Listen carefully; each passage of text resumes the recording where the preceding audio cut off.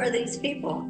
My Substack, because I've been publishing every day an article about Julian Assange. Yep. Day X is coming up a week from tomorrow, the 20th and 21st. So actually in 6 days, they are going to have a public trial, public hearing for 2 days to determine should they actually extradite him or not. A judge has already ruled that it would be cruel and inhumane to put him into the U.S. prison system, and it would be the equivalent to torture. I don't know why there's still a hearing about this. We think it's unfortunately probably still a foregone conclusion that they're going to extradite him and rule that, but it's nice that we're going to have a public hearing. So if you go to indiemediatoday.com, that's my Substack newsletter, you can sign up for free thing. I've been publishing literally one every day. Today's was an interview that he did with Democracy Now!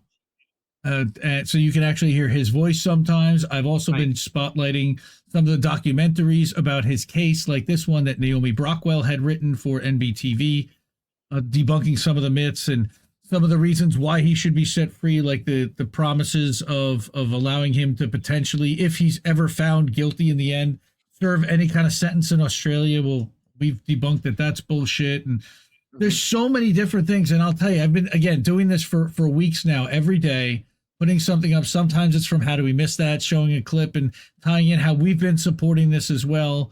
This is a nice big shout out to Hardlands Media and to Jimmy Dore and the Convo Couch. So we've really tried to include and incorporate everybody, including Stella, of course, and Misty, who's been one of the inspirations for all of this. So please, I encourage everyone, share these. They're doing pretty well. They're getting more likes than my average Substack post, which is nice. And it seems to be bringing more people in. It seems to be raising more awareness. So yeah. IndyMediaToday.com, free Julian Assange, by all means.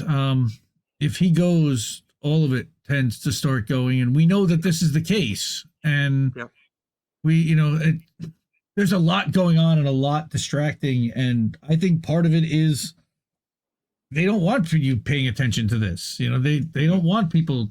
There's going to be protests in more than 60 cities worldwide on the 20th and 21st.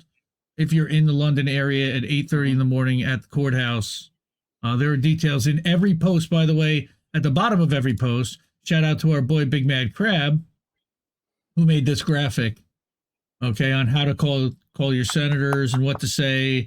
House Resolution 934 that they should sign off on that. And he actually did a video today where he called Bob Menendez's office and demanded as our senator that he sign off on this. And of course, Bob's staff respectfully didn't. It was a voicemail, so he didn't do anything. Mm-hmm. But when they got it, they kind of laughed and had a drink and continued to move on with their day. I'm sure they did. I also wanted to remind people, and most people don't realize this, Julian Assange actually offered a deal of a pardon in 2020 if he was willing to turn over his sources and cooperate. This was during his Old Bailey trial. And this was on NBC News. I don't even remember this myself. But I will say, holy shit, he literally, was offered the ability to get out and turn it down. Mm-hmm. So, in the end, that's how principled he was about all this. Yep. And has been. And why we're fighting, and why we continue to every day. So, free Julian Assange. Absolutely.